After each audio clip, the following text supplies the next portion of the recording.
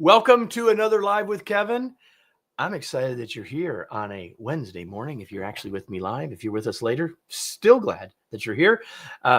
If you're with us live, I want you to engage with us. And the best way to do that is to go into the chat function or the comment section of whatever social platform you're in and say hello. Tell us where you're located. And while you're there, get used to interacting, because I'd love for you to do that throughout this conversation. Before I bring my guest in, let me just say that if you were joining my guest and I around a table, and actually this is one of the first times on this show, over 500 episodes in, when I could actually have that person at the table, because at this moment, I think we're only not more than maybe 20 minutes apart.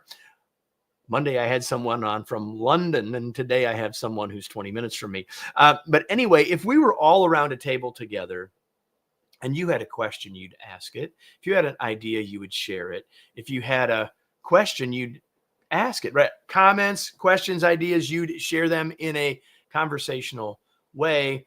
Since you're not here, you're only here virtually, what I'd like you to do is to share those same things, comments, ideas, and questions in the chat or comment function, whatever social platform you're in. If you do that, it'll make for a better conversation, make for a more useful conversation, valuable conversation for you, and it'll make a better podcast for others later, because eventually this will be an episode of, as you can see over my shoulder, the Remarkable Leadership Podcast. So I suppose I should get on with it and do what will eventually be the introduction for that show. So Marissa, this is for you in 3, 2, 1.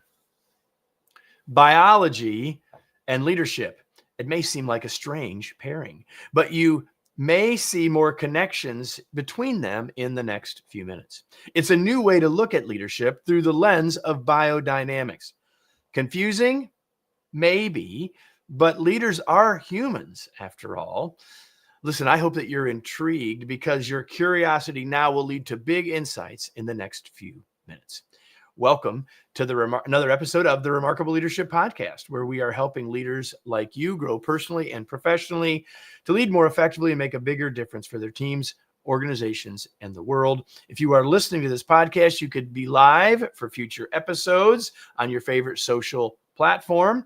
You can find out when those are happening and how you can connect with us on either Facebook or LinkedIn, although those aren't the only places where these are streamed. But you can find out those times and all that information, get the inside scoop by going to remarkablepodcast.com/Facebook or remarkablepodcast.com/LinkedIn.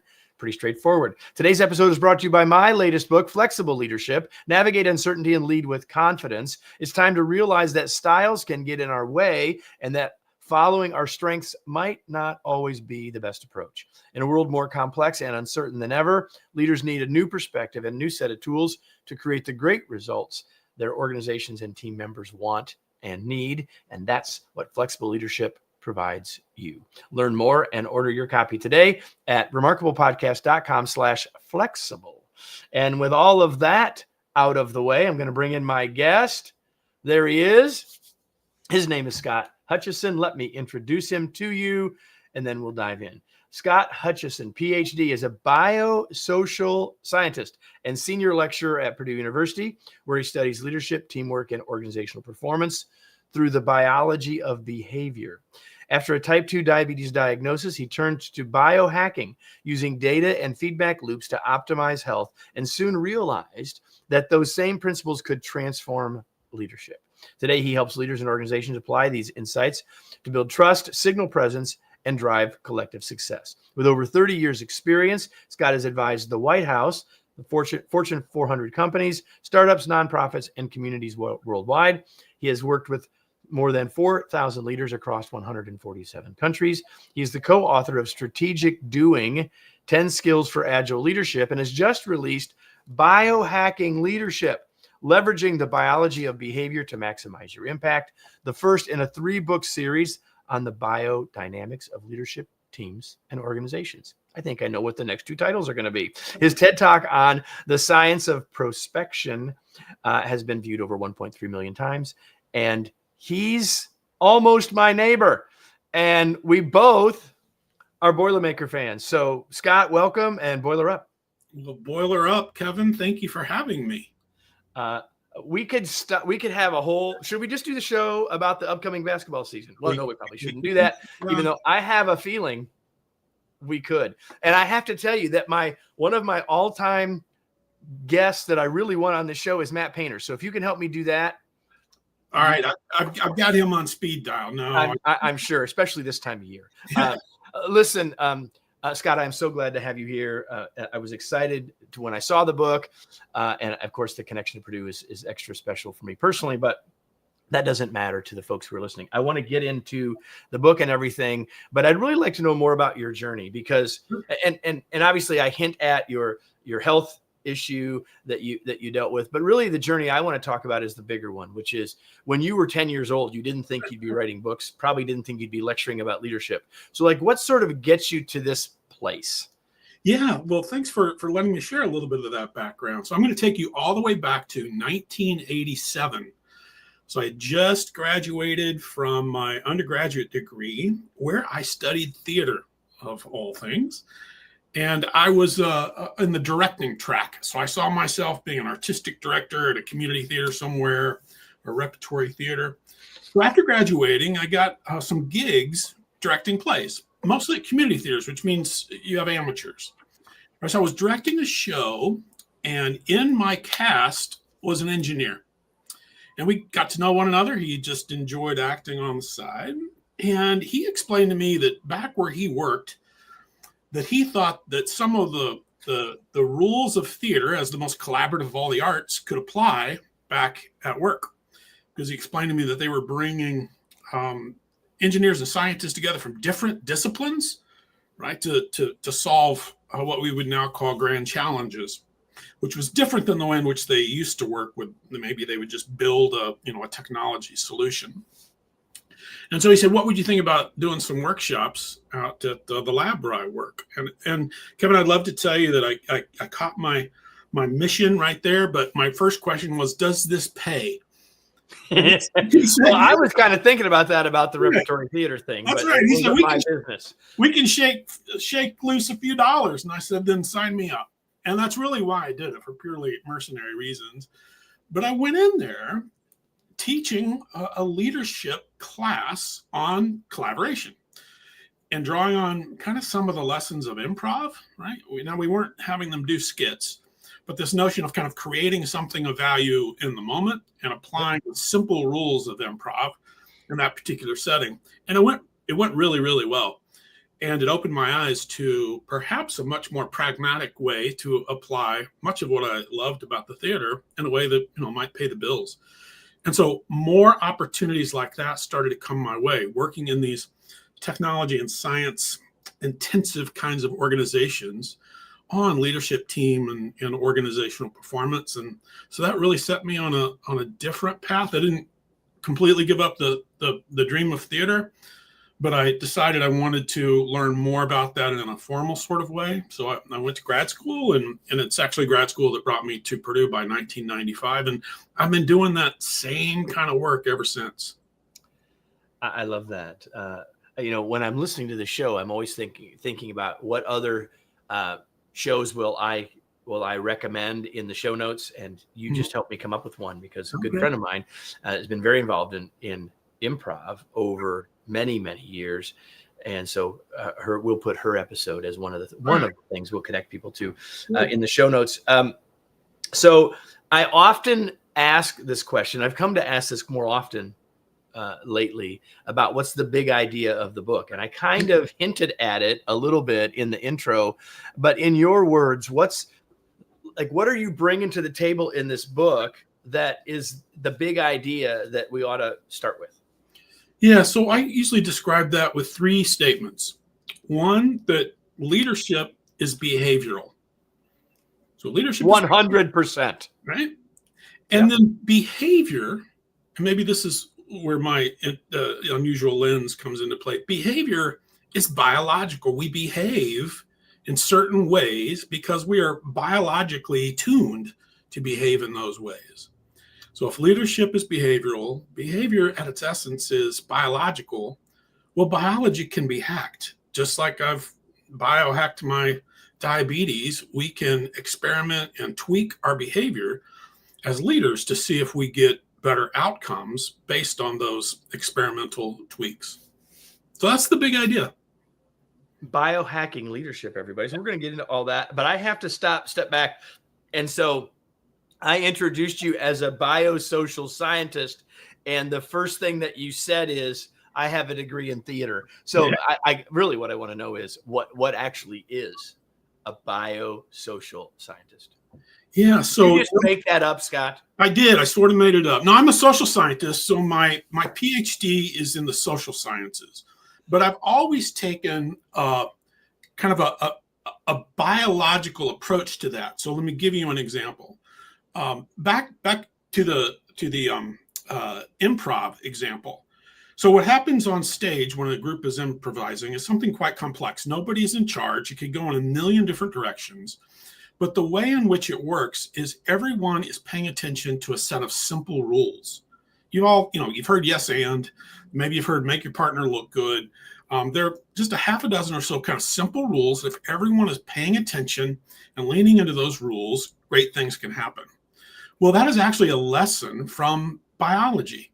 To understand any sort of complex system, even an ecosystem, there are simple rules or heuristics that are at play. So in my work, my PhD is actually in public policy, but I was really interested in how public sector, private sector can come together and create value, whether it is value in the national economy or the regional economy or social value, for the good of the citizens. No one really is in charge. It requires a collaborative effort among lots of partners. And so my work has always been around figuring out the simple rules that govern complex behavior. And most of those simple rules have their roots in biology. We can go way inside to the micro and understand the systems that are in place within the human body, or we can go macro and look at the rules that are in place that govern ecosystems. One of the things that, and I love that, one of the things that that drew me to the book title, even before I opened it when it was sent to us, is and I write about this in Flexible Leadership, is that while historically we have thought about organizations as mechanical systems. Yeah.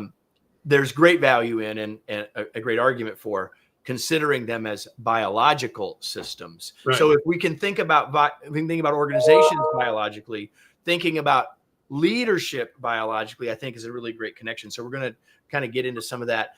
I guess what I would say, Scott, ask next is this. You create a model that we're going to dive into a little bit here from this biohacking sort of approach or lens, if you will. And the model of leadership that you've come up with is kind of different from the models that we have seen before. So when you take biology as the lens, how is this model different? I mean, before we get into the model itself, like fundamentally, how is it different than the kinds of models that we've talked about in the show and all of us have read about and learned about in the past? Sure. So two things kind of led me to this model. One is, so one of my areas of teaching is in our engineering management program. So these are young engineers with some engineering experience, but they've decided, or their company's decided, we need you to be our next generation of managers and leaders. So you're not going to be an individual contributor anymore.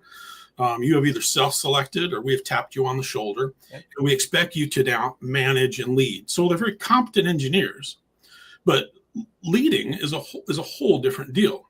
So that was kind of, all right, well, when you show up at the job and you have all the engineering chops, how do people look at you and say, oh, now I see why they are someone who I can look to as a manager, a mentor, or a leader? So that was kind of one strand of what led me to look at, what does it look like? The other is I had a corporate client that asked me if I'd be interested in doing some training in executive presence. And Kevin, I'll be honest with you, I've never been a big fan of executive presence because everything that I had read, it's all just surface level. It's about charisma. And, you and I are old enough to remember the Dress for Success book, right? Hey, it was one of the first books I was given. Yeah. When I started in my first job out of school. And I read it. there is something to those things, right? But we can go way deeper than that. So I began to look for what's a science-based, behavioral-based model for leadership. And that's where we began the research around what are the behavioral signals, kind of this minimal set of signals that when another person starts to see and tick off these behaviors, and many of them are kind of below the conscious level, we're much more likely to say, if we're on the hiring end, say, I think that's a person that could lead my team. Or if we're in the voting booth, I think that's the candidate that I want to pull the lever for. Or in other situations where we're evaluating whether someone is an effective leader. So that's what led us to kind of developing this model. You just used the word signal, Yeah, and you use that word a lot I do. in the book. Talk about that word and Yeah. why that word matters, because I think there's useful conversation there. So I have young adult children, and to this very day, they will talk about mom's look. Right, my wife's look. When she gives them that look, she kind of cocks her head to the side, looks down at them. They know exactly what's coming next. Their right? middle name is coming next, is what's That's happening. right. So mom is sending a signal, a clear signal. And it turns out that we send signals all the time, and we are really good at picking up behavioral signals. It is not just what's said, it is how it is said. It is the nonverbal communication. It is all the nuances of what people pick up from one another. And in the leadership context, we are really attuned to signals. So one of the things I do in my workshops or my classes is I'll say, think about a time you worked with a leader or a manager and you were fully engaged. You were having great satisfaction with your work. What are some of the emotions or feelings that you remember experiencing on a regular basis? And we'll list them on the board. And it's things like, I felt excited. I felt seen. I felt heard. I felt inspired, right? And then we'll say, all right, now think of a time where it just wasn't that way. Something about working on that team with that manager, you did not feel like you could give your best. Well, I felt angry, or I felt withdrawn, or I felt disengaged. And so if you back up, why did you feel those things? It's probably because some signals that leader was sending in their email communication while they're in the room. I mean, think about how many times you've been in a room and something a leader does completely changes the vibe in the room. For the Positively or negatively. Exactly, for the good or for the bad. So what we do is we really analyze what are those behavioral signals, the things that we do with our body and our actions that are visible to others. Your model you talk about signals a lot, as I already mentioned, and now you've helped us understand why. The model, it has three parts, and it is warmth, competence, and gravitas. Right. And we're going to talk about each of them a little bit. But I want to go to warmth first. And so at some level, give us, like, no one's going to disagree with those three things, even if they don't know how to spell gravitas. Like everyone says, yeah, those three things sound pretty good, Scott. Right. But when you say warmth, what are the behaviors? Just really quickly. I mean, we could spend our whole time on any one of those specific behaviors, but just give people a clue about what's included, what you mean when you talk about warmth. Sure. So there are 18 behaviors altogether, 6 align with each of these channels. So we began to perceive of someone as being warm when we either see or speculate that they might be the kind of person who listens really, really well, is able to connect with others on a personal level. Right? Doesn't mean get in everybody's business, but understand you are a fully human person, right? Validates others. I can think back to early in my career when I got validation from a boss. And to be honest, my folks are both gone now, so I can say this without hurting their feelings. I didn't get a lot of validation at home. And so when someone I respected said, Scott, you did a really good job on that. That's what we mean by validation, right? Big deal. Big deal. Big deal. Someone who is other oriented in their conversation, right? So that's number 4. Other oriented in their conversation. Number 5, someone who is approachable and relatable. And then number 6, someone who's thoughtful.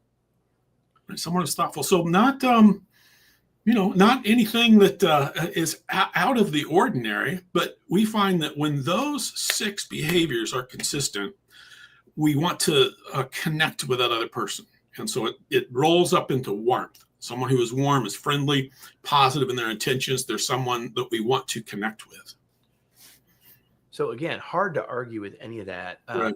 except in a workshop that I was delivering yesterday that wasn't about biohacking leadership or even 100% about leadership.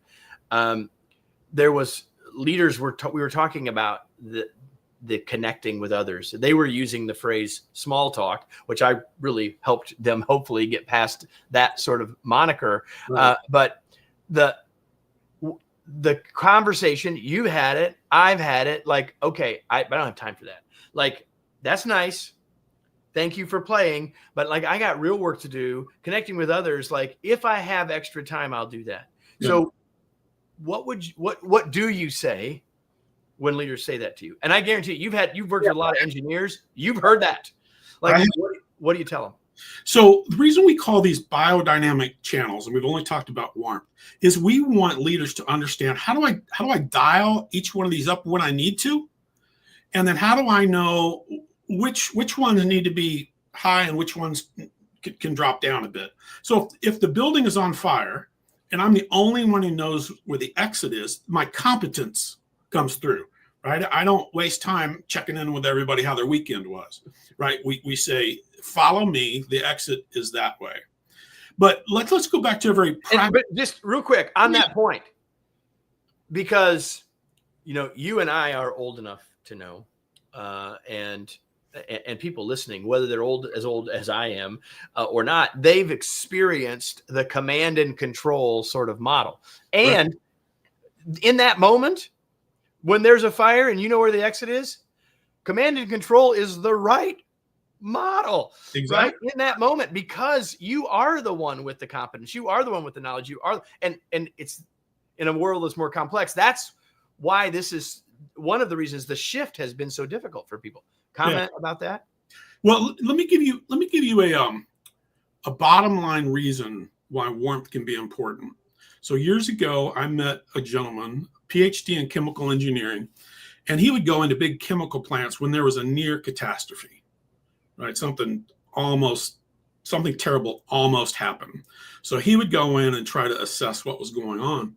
And the first thing he would do is he would talk to the plant manager and say, how much of your time do you spend, up in your room looking at the floor versus walking the floor?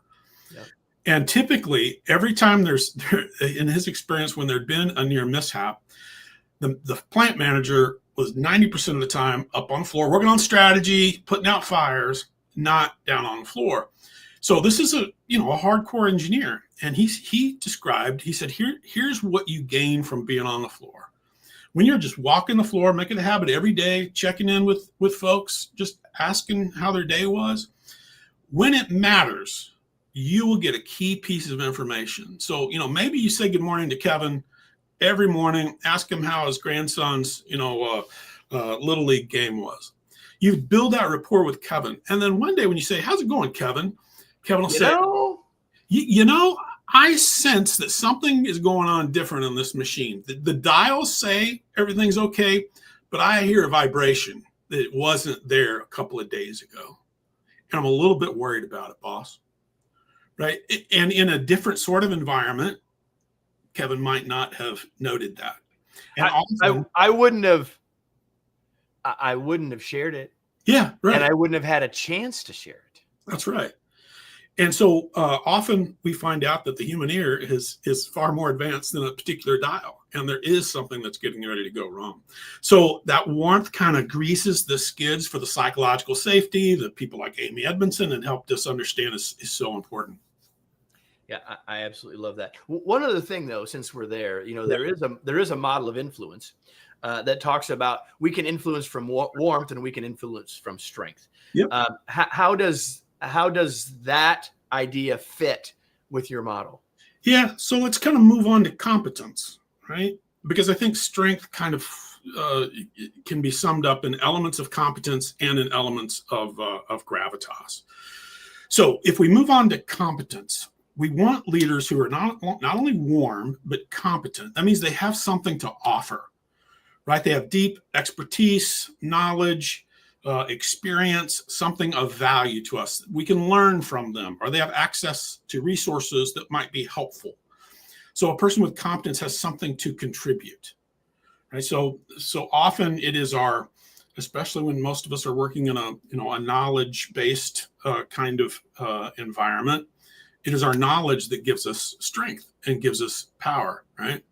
Now let's kind of the other side of that is gravitas, and this one needs a little bit of explanation. But before we go on, there's something that I noted as I read the competence piece, and I'm just going to, hopefully, by the way, everybody, I'm talking with Scott Hutcheson, the author of this great new book, Biohacking Leadership.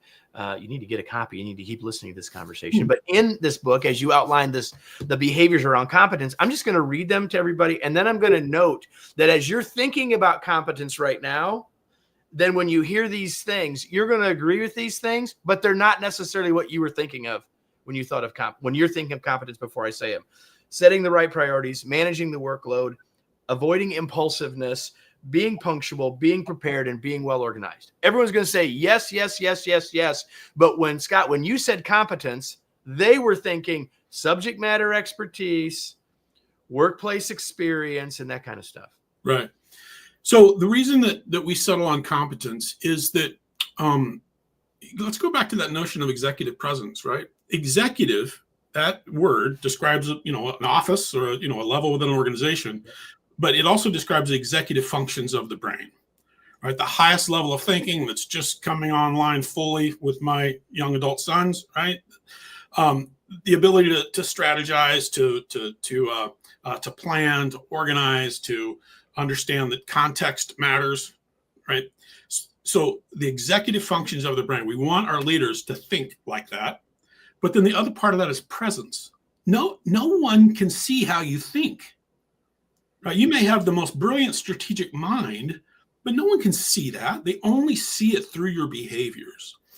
So no matter what your area of expertise is, if I'm sending signals that I've got my professional priorities right, I am managing my workload. My hair is not always on fire, right? I'm not impulsive. I stop and think when there's time to stop and think. I am punctual. When you send me an email, my pattern is I'm going to respond within 24 hours, right? Or I'm going to show up on time if I call the meeting, and I'm going to finish on time. I'm going to come with an agenda, even if it's 3 bullet points. So others say, I'm glad Kevin has thought through what we need to accomplish to make this an important meeting. And Kevin is always prepared, and Kevin is well organized. So no matter if you're an engineer or an HR leader, it's those kinds of things that people say, yeah, they've got their stuff together. Yeah, and I love that. I mean, as I was reading and as I was thinking about those 6 things, and I want us to get to gravitas, and we'll do that in just a sec. The one that popped out at me is punctual. And here's why. Not because it's necessarily the most important of the 6, because it's the one that I think that when I think about those 6 things about competence, here's what I think. It's blocking and tackling. Yeah, exactly. Right. And I think and I don't really like to paint the broad brush, but if I paint the broad brush, a lot of leaders are not doing the blocking and tackling very well. That's right. Punctual, and my observation is at the top of that list. And all of us have sort of given everybody else, including our bosses, a pass around that. And I think if you just worked on that one thing, that's right, you'd make a huge difference for your organization. Yeah, absolutely. And we have a set of diagnostics tools that goes with these, right? So you can get 360 feedback from others, and often we find low ratings for punctuality. The boss seems to always, be double, triple booked, showing 5 minutes late every time. No meeting starts on time. Yeah, that's right. Over time, that says, wow, their time is more important than mine. Right. Hey, let's talk about gravitas just for a sec. Yeah. Uh, and why, what are the components there, Scott? Yeah. So I define gravitas maybe a little bit different than your audience might think of it. We tend to think of it as seriousness and groundedness, right? Gravitas. And that's because when Sir Isaac Newton co-opted the term for gravity, it really changed the way we think of gravitas. But gravitas was used first to describe human beings, right? People had a sense of gravitas. My favorite ancient definition is a poetic one. It is feet firmly planted on the ground, but with angels' wings ready to take flight. So I think it's that lightness that we missed. So I think of gravitas really kind of as a planetary thing where, we have one moon, right? We brought that moon into our orbit, or that object into our orbit. So for me, gravitas is bringing people together to create shared value, right? So we connect with people with warmth. We offer competence that provides them something of value. And then we say, all right, together, we can do really, really wonderful things. So gravitas is that third leg of that stool. I love that. The last one of the 6 behaviors there is my favorite, because is one that people don't talk about: decorum and grace. Talk about that just for a sec. Yeah. Decorum and grace. It's one of those things that I think is seems to be increasingly fleeting, right? Probably why I'm drawn to it.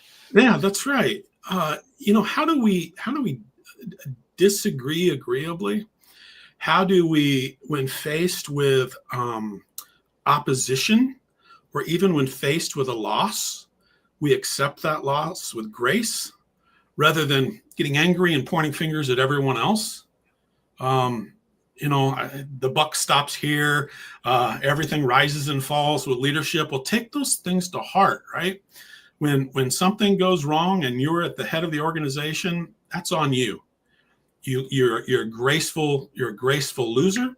And decorum means you understand what is appropriate in different sort of settings. There's nothing wrong with having a good time, but understanding context is a big part of decorum. For sure. One of the things that I was struck by, and I don't know if people who are listening have had enough time to draw this parallel, but I'm curious if you could draw this parallel for me. When you think about the work of Daniel Goleman and others around emotional intelligence, emotional EQ, EI, whatever you want to call it, 2 of the foundational pieces there are self-awareness and self-regulation. And as I read through your 18 behaviors, Scott, I see those 2 things in there in spades. And so talk about that, the connection that you see between self-awareness, self-regulation, and these 18, certainly in the competence and gravitas area. What are your thoughts? Yeah, I mean, the work in emotional intelligence was, I think, groundbreaking. And I think that this work can build on that, because once again, emotional intelligence is primarily this internal thing, right? It's what's happening inside of you. But if you're not signaling that is happening inside of you, then you are not reaping the full benefits of emotional intelligence. So we talk in the book and in our trainings a lot about, even the neurochemicals are going through our brain, right? Understanding that when someone is coming in, they're stressed, their cortisol is probably high, right? Well, an emotionally intelligent person will not only understand, oh, that person seems stressed, but they'll know what behaviors they can signal that will lower that stress. And that's where warmth gets dialed up, right? Or even competence in helping structure the next steps for someone. But the high levels of cortisol and high levels of oxytocin, the bonding hormone, can't kind of exist. So if someone is coming in at high cortisol, my warmth will spike their oxytocin, right? Gosh, Scott just has a calming presence, and I don't always, but I strive to. And when that oxytocin is going on, that cortisol starts to lower. Yeah. And then we have kind of the wherewithal to begin to think through next steps. And then together our competence can figure out what's next. So I think that this model can kind of animate, if you will, a lot of emotional intelligence. I love that, and thank you for sharing that. We've talked about a lot of stuff. We haven't talked about everything that I wanted to. I knew we wouldn't get to all of it. But is there something I didn't ask you wish I would have, Scott? We introduced the notion of the keystone species in the book, right? To talk about you don't have to be at the top of the food chain in order to leverage these tools. And we give an example of a beaver, right? We all know a beaver is really kind of an architect of a new ecosystem. They build a dam and marvelous things begin to happen around that water that they've diverted. An entire new ecosystem emerges. And again, the beaver is not on top of any food chain. So a keystone leader, right, doesn't have to occupy the top spot. You can be a team leader, you can be a unit leader, you can be someone with no formal leadership capacity at all, but you can begin, like the beaver, using these tools to create value in the teams and the organizations in which you work. And I guarantee you, the positional leadership will take notice of that. And that's when they tap you on the shoulder and say, how are you doing that? And can you do that? Or would you be interested in doing that at a higher sort of level? Right. Yeah, everybody wins there, right? The team that you're leading now wins. The organization wins, and you win ultimately as well. Outcomes. We talk about outcomes, others, and ourselves, and in that case, all three are winning. So, a couple of other questions before we finish, Scott, and sort of shifting gears before we finish. I'm curious what you do for fun. What I do for fun, I love to barbecue. And when I say barbecue, I mean 20 minutes away. I'm on my way, man. Low and slow, right? So a perfect Saturday for me is out there by the smoker. My boys or our friends are coming over later that day, and we'll have a brisket or a pork shoulder. So I enjoy barbecuing. I enjoy entertaining. My wife and I both love to entertain. I'm not a golfer. I don't fish. I like to walk my dog. I like to read. I like to be outside piddling around. And honestly, I like to write. Right. So I have a full-time job. I'm a professor, and writing is almost a hobby for me because I often do it into the evenings or on the weekends because it's a different kind of outlet than being in front of folks. You mentioned reading. Yeah. So what are you reading these days? I almost exclusively read fiction. And right now I am reading Atmosphere by Taylor Jenkins Reid.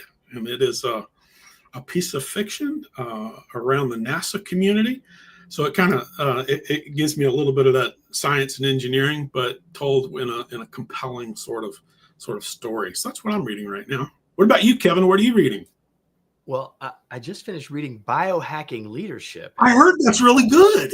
It's really excellent. I'll let you know, everybody, that we'll put Atmosphere in the show notes, and we'll obviously put links to Biohacking Leadership in the show notes.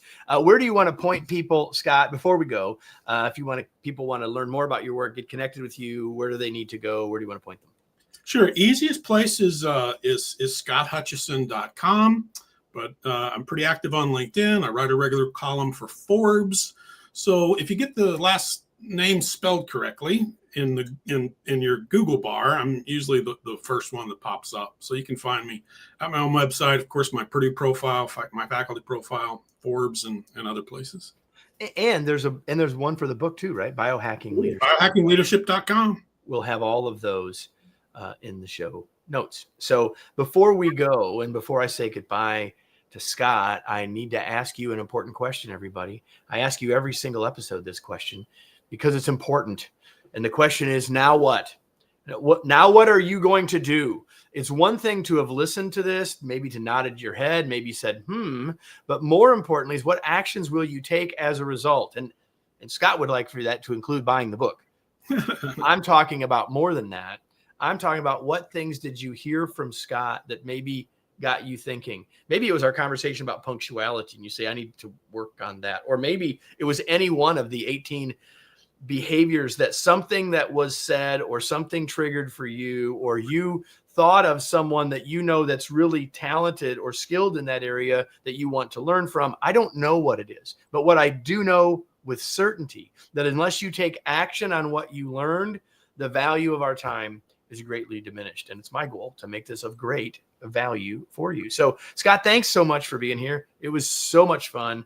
I enjoyed having you. And who knows, maybe someday we'll have brisket together. Yeah, let's do that. So everybody, thanks for joining us. If you enjoyed this conversation, share it with somebody else. If you found this sort of randomly, make sure you subscribe wherever you're watching or listening so you don't miss any future episodes, because next week there'll be another episode of the Remarkable Leadership Podcast. Thanks, everybody.